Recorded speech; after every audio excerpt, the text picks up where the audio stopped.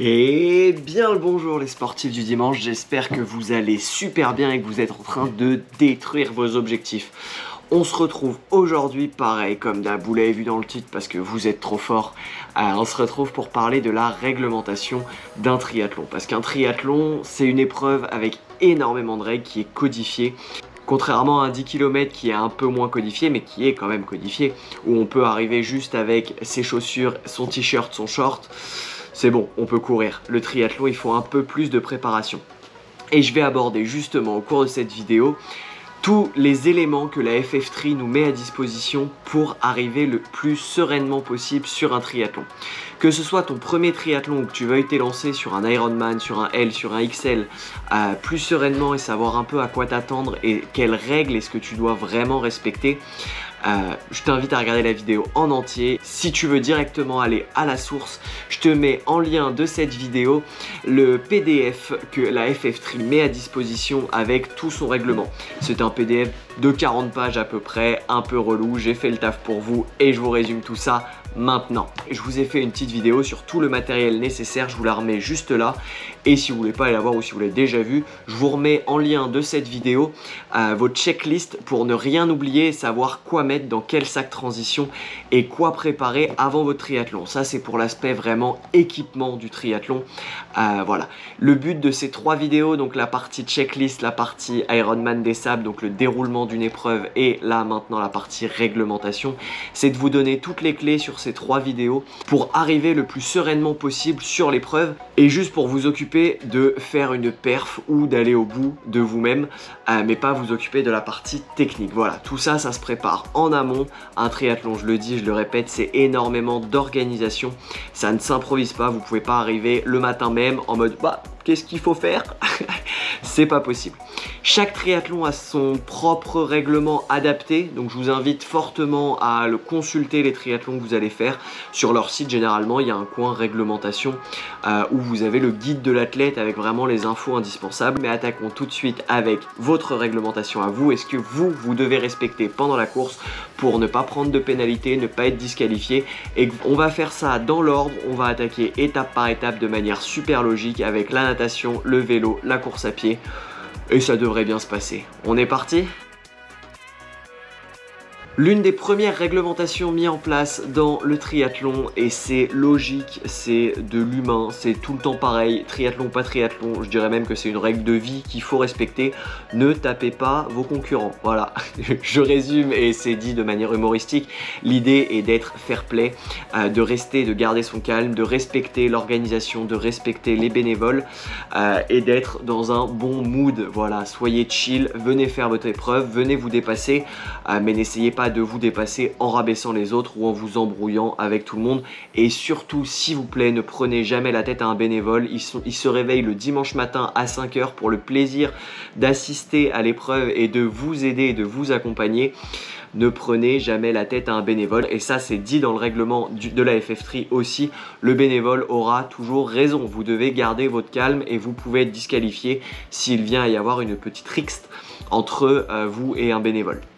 Voilà, donc ça c'est la partie humaine, c'est logique, ça me paraît évident. Au niveau de la natation à proprement parler, pas beaucoup d'équipements, pas beaucoup de règles. La principale, il s'agit de la combinaison. Vous devez être identifiable tout au long du triathlon. Pour la natation, c'est sur le bonnet, devant. Vous devez l'avoir, donc c'est la partie qui est en dehors de l'eau. Après, ils sont pas trop relous, ils savent que quand vous nagez, bon, vous n'êtes pas trop visible. Et il n'y a pas grand moyen, à part de prendre l'aspiration des pieds d'un mec. Essayez, si c'est un mass start, je suis pas sûr que vous sortiez grand chose de prendre les pieds d'un mec, mis à part de les prendre dans la tête. Mais voilà, vous connaissez pas le niveau des autres, moi je vous conseille juste de garder votre petite bulle et d'avancer, de poser votre natation. Au niveau de la combinaison, il y a des règles pareilles sur quand est-ce qu'elle est obligatoire, quand est-ce qu'elle est facultative, quand est-ce qu'elle est interdite, et ces règles s'appliquent au niveau de la température de l'eau et elle est communiquée à tous les participants, généralement la veille ou l'avant-veille. La température du lac aussi très peu, voilà, exception faite si jamais elle est à 16,9 ou ça peut changer à 17, mais elle va pas passer de 16 à 24, c'est pas possible. Mis à part qu'il y ait un petit souci nucléaire radioactif sous le lac dans lequel vous nagez, mais normalement il n'y a pas de souci niveau température. Au niveau des températures, ça varie en fonction des distances. Pour les triathlons S et XS, je vous remets un petit tableau récapitulatif juste en dessous. Pour les triathlons S et XS, entre 16 et 20 degrés, c'est vous qui choisissez si vous voulez la mettre ou si vous ne voulez pas la mettre. En dessous de 16 degrés, c'est obligatoire. Vous êtes obligé de vous munir d'une combinaison de triathlon. Et au-dessus de 19,9 degrés, donc si la température est à 20 degrés pour les S et les XS, vous n'avez pas le droit, donc vous êtes dans l'obligation de ne pas avoir de combinaison de natation. On est toujours sur une base de 16 degrés, donc inférieur à 16 degrés, ça c'est pour tous les triathlons. Inférieur à 16 degrés, combinaison obligatoire. Entre 16 et cette fois 22 degrés, la combinaison, c'est vous qui décidez si vous voulez la mettre ou pas. Et au-dessus de 22 degrés, c'est combinaison interdite. Pour les triathlons au-dessus de la distance L, donc L, XXL, XXXXXL, bref, après, c'est autre chose, c'est un autre monde, tout le monde n'y va pas. Mais voilà, la température, c'est 24,5 degrés pour que la combinaison ne soit plus autorisée. C'est logique, plus la température est élevée, moins vous allez avoir de dépenses énergétiques dans l'eau et moins la combinaison devient utile. Après, vous gagnez en flottabilité. Moi perso, même si c'est quand on est libre de choix, je mets quand même la combi. On n'a jamais trop chaud dans une eau à 22-23 degrés. On peut être bien en fonction de sa sensibilité, mais on n'a jamais trop chaud. Voilà pour les règles sur quand mettre la combinaison. Au niveau de la combinaison en elle-même, c'est 5 mm maximum, 5 mm inclus pour l'épaisseur de votre combinaison. Si vous en avez une de 6 mm, normalement elle est interdite. Info intéressante, en dessous de 12 degrés, tout triathlon est annulé pour la température de l'eau. Deuxième partie, on attaque avec la partie vélo, cyclisme. Il faut différencier deux types de courses, les types avec drafting et les types sans drafting ou abri. C'est-à-dire, qu'est-ce que le drafting? Déjà, c'est quand vous vous mettez dans la roue de quelqu'un, vous sucez la roue littéralement et que vous bénéficiez de la protection du vent. Ça permet d'être beaucoup plus économe et d'aller plus vite, plus facilement. Si jamais les courses sont sans drafting, ils sont pas trop relous au niveau de la taille de vos prolongateurs. Au niveau des roues, voilà, vous avez le droit d'avoir une roue derrière, une lenticulaire, donc vous avez le droit au frein à disque. Par contre, attention, voilà, petite spécificité que la roue avant et la roue arrière aient le même diamètre. Vous pouvez pas changer de diamètre, vous pouvez pas y aller avec les vélos comme ça, c'est pas possible. Pour la zone d'abri, il faut savoir, donc pour le drafting, il faut savoir qu'entre deux vélos, c'est 7 mètres qu'il faut respecter. Entre la moto de l'arbitre et le vélo, c'est 15 mètres. Et avec une voiture, si jamais il y a une voiture balai ou que les routes sont partagées et qu'il vous faut vous faire doubler par une voiture, vous devez respecter 35 mètres de distance entre vous et la voiture. C'est à vous de le faire, moi je vous conseille, pour éviter tout risque, plutôt que de rester vraiment dans la roue, voilà, vous vous décalez un peu. Pareil, pour doubler le vélo, vous pouvez prendre une pénalité si jamais quand vous doublez, vous ne laissez pas assez d'espace ou trop d'espace avec le vélo. C'est-à-dire qu'il faut pas empiéter, qu'on puisse également vous doubler si quelqu'un arrive plus vite que vous. Il faut qu'il puisse vous doubler au moment où vous doublez, mais il ne faut pas que vous colliez trop près le mec que vous doubliez. Voilà, on est vraiment sur de la logique. En gros, vous n'allez pas doubler un mec en le frôlant à ça. Vous laissez, alors il dit dans la réglementation que c'est l'espace d'un cintre de vélo, de l'espace du cintre que vous doublez, vous le prenez, vous le remettez à côté, vous pouvez passer là. Sachant que personne n'est avec son mec pour vérifier, vous faites de manière après logique, vous évitez totalement vous déporter, vous restez, vous essayez de pas le coller et de le doubler de manière logique. Voilà, le vélo est vraiment la partie la plus relou sur le triathlon. Il faut vraiment faire gaffe et rester conscient de tout ça. Les pénalités arrivent très très vite si vous êtes à moins de 7 mètres. 7 mètres c'est très très grand. Si vous êtes par exemple à 3 mètres, vous n'êtes clairement pas en train de drafter, vous n'êtes pas collé à la roue. 3 mètres, il y a déjà de la marge. Mais vous pouvez être considéré par l'arbitre comme étant en train de drafter. Il peut, en fonction de votre comportement, soit directement vous avertir, attention, on arrête ça. Soit s'il est mal luné aussi, il peut directement vous sanctionner. La sanction va en fonction des triathlons, de 5 minutes à 10 minutes de pénalité. Prenez 5 minutes de pénalité, vous n'avez pas le droit sur ces pénalités de vous hydrater, de rectifier le matériel. C'est vraiment, vous êtes debout, statique et vous attendez. Vous n'avez pas le droit de vous étirer, vous n'avez pas le droit de récupérer. Le but, c'est pas un air de repos, vous n'avez pas le droit de vous masser. Le but est vraiment d'être sanctionné et d'attendre debout à côté de son vélo comme un gland. Et ça, personne ne le veut parce qu'en plus, tu prends 5 minutes dans le chrono et le moment où tu te remets dans ton effort, t'as du mal. C'est très très dur. Donc voilà. Et au niveau des compétitions qui acceptent le drafting, au niveau de ces compétitions-là, je vous mets tout le récap ici. Il y a énormément de contraintes à respecter. Vous avez le droit au drafting, mais du coup, En contrepartie, il faut respecter un cahier des charges assez strict qui vous empêche entre guillemets de pouvoir avoir le vélo full aéro et de faire du draft derrière, parce que faut être logique à un moment. Moi je suis très attaché au sans drafting, j'aime beaucoup rouler tout seul, j'aime pas qu'on colle ma roue et j'aime pas coller des roues après entre copains en peloton, c'est marrant aussi, mais c'est plus du tout la même épreuve pour moi. Rouler en peloton, passer 2 heures à l'abri dans un peloton est bien moins fatigant qu'une sortie de 2 heures tout seul face au vent avec votre mental. C'est vraiment juste ça c'est moi, c'est mon avis personnel tout court. Mais voilà, pour le vélo, respectez vraiment ce cahier des charges, sinon votre vélo peut être refusé à l'entrée de la zone de transition, c'est-à-dire que la veille, si vous venez poser votre vélo, vous pouvez être refoulé avant même d'avoir commencé votre épreuve, et ça, ils ne rigolent pas avec ça, et ils peuvent vraiment...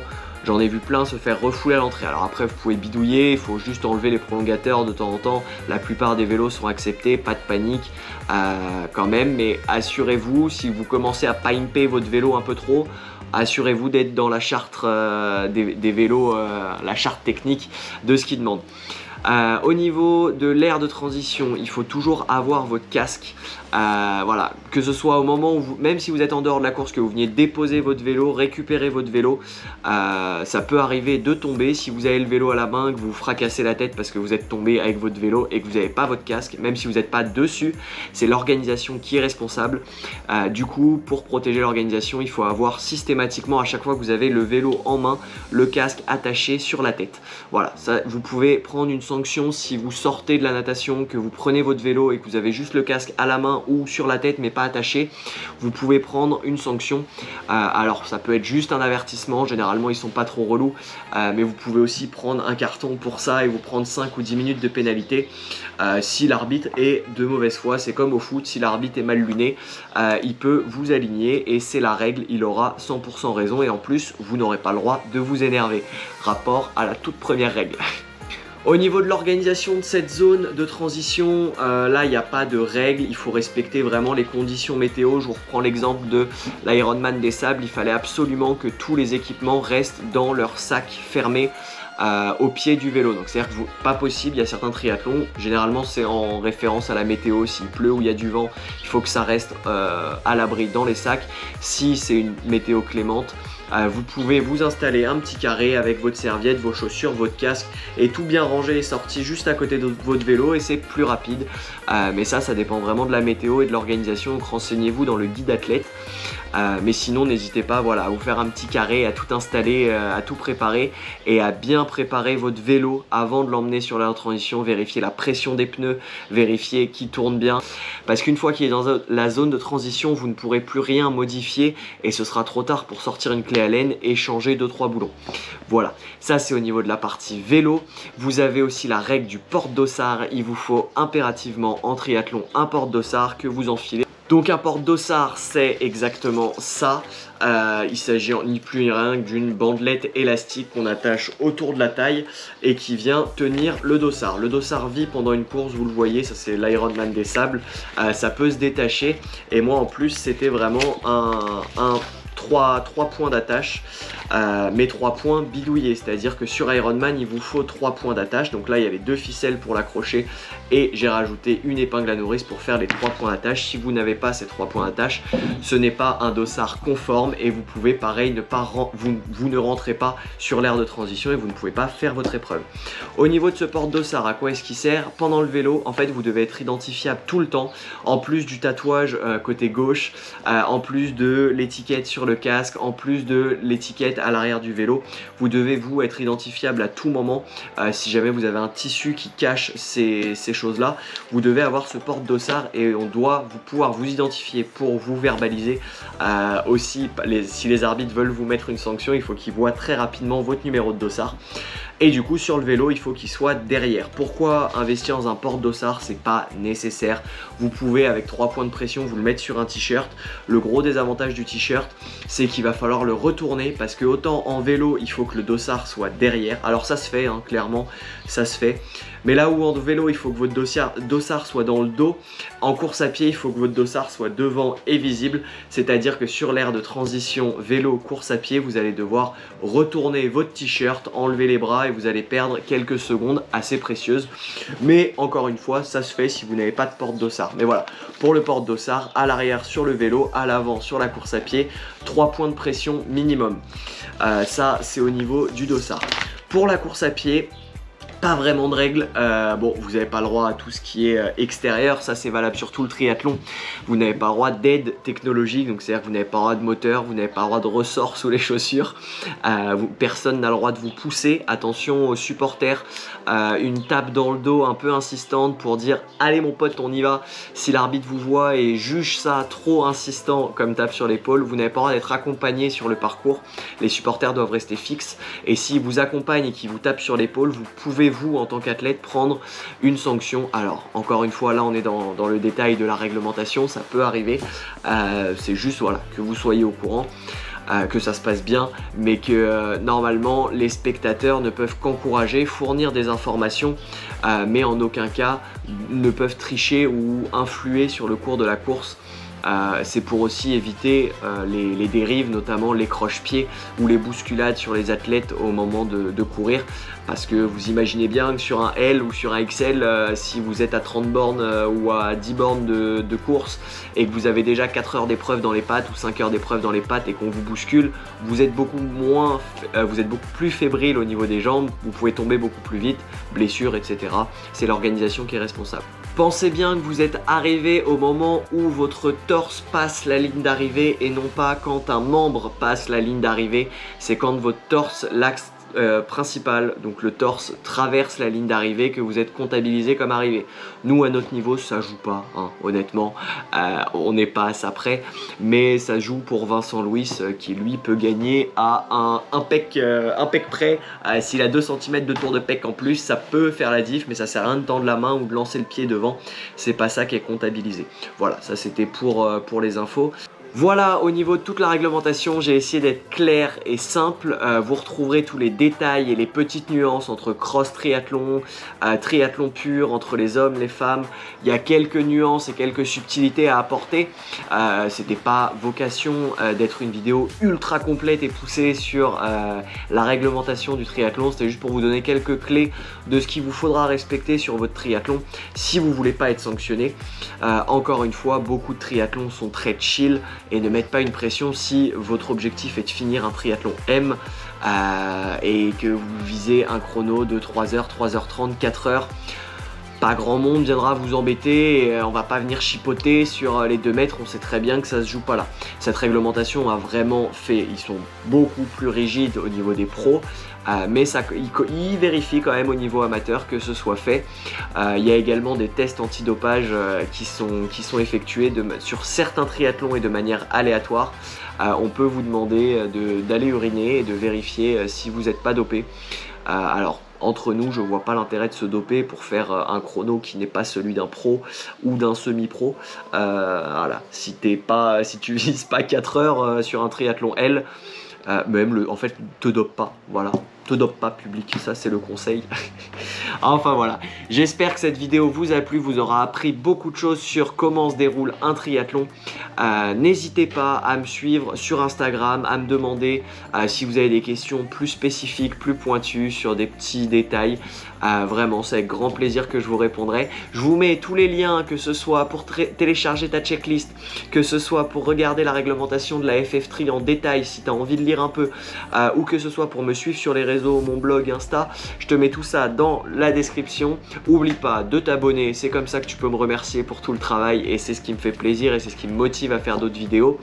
Je te souhaite une excellente journée, sois toujours aussi rigoureux à l'entraînement qu'à l'apéro, te prends pas la tête, ça va bien se passer. Je te souhaite une très bonne semaine, à la semaine prochaine, ciao.